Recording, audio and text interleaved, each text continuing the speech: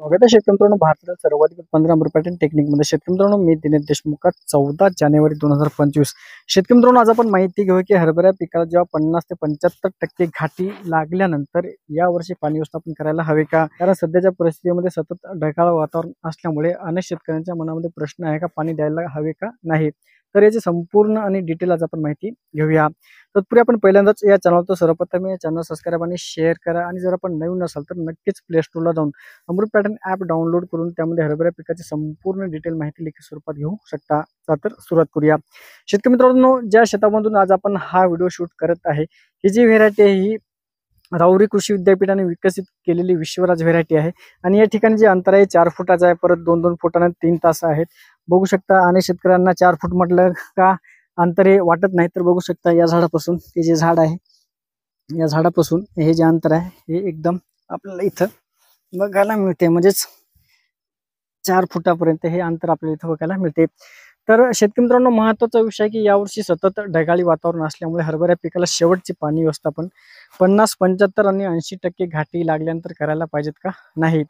शेतकरी मित्रांनो आपल्याला यावर्षी एक प्रयोग करायचा आहे. आपण तर दरवर्षी शेतकऱ्यांना सांगतो की 50 ते 75% घाटे लागल्यानंतर आपल्याला युरिया तर द्यायचाच आहे, त्याचबरोबर पाणी व्यवस्थापन सुद्धा करायचं आहे. पण यावर्षी सतत ढगाळी वातावरण असल्यामुळे फुलाची तर सेटिंग होत नाही, त्याचबरोबर घाटी म्हणजेच सतत ढगाळी आणि धुई असल्यामुळे घाटी सुद्धा आपल्याला जास्त प्रमाणात बघायला मिळत नाही. त्यामुळे हरभरा पिकाला शेवटचे पाणी व्यवस्थापन करताना आपल्याला आपल्या शेतामध्ये एक प्रयोग करायचा आहे. ते म्हणजे एका ठिकाणी एका पाईपवर आपल्याला 2 किंवा 2.5 तास पाणी द्यायचं आहे आणि तेवढ्या क्षेत्रामध्ये आपल्याला खत सुद्धा द्यायचं आहे.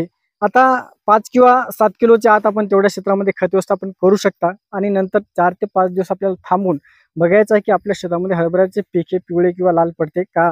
आता अनेक शेतकऱ्यांना प्रश्न असेल की असे का, कारण यावर्षी सतत ढगाळी वातावरण असल्यामुळे जर आपण हरभरा पिकाला शेवटचे पाणी व्यवस्थापन केले तर आपल्याला भीती आहे का आपले जे पीक आहे पिवळे किंवा लाल आपल्याला बघायला मिळेल.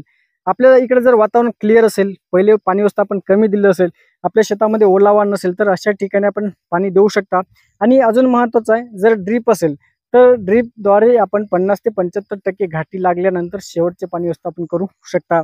शेवटचे पाणी व्यवस्थापन करताना ड्रीपद्वारे आपल्याला 25 किलो युरिया आणि 25 किलो DAP द्यायचे आहे किंवा त्यासोबत आपल्याला 1,946 किंवा 0,946 एका एकरसाठी 1 किलो सोडायचं आहे 50, 75, 80% घाटी लागल्यानंतर.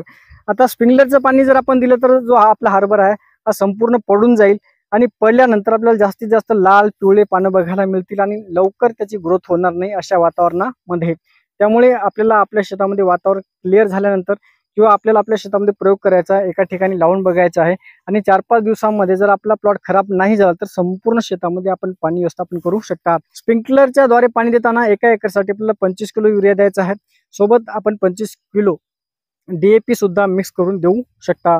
तर शेतकरी मित्रांनो अशा प्रकारे आपल्याला हरभरा पिकाचे नियोजन 50, 75 ते 80% घाटे लागल्यानंतर करायचं आहे. तर अशाच माहितीसाठी बघत राहा अमृत पॅटर्नचा. नमस्कार.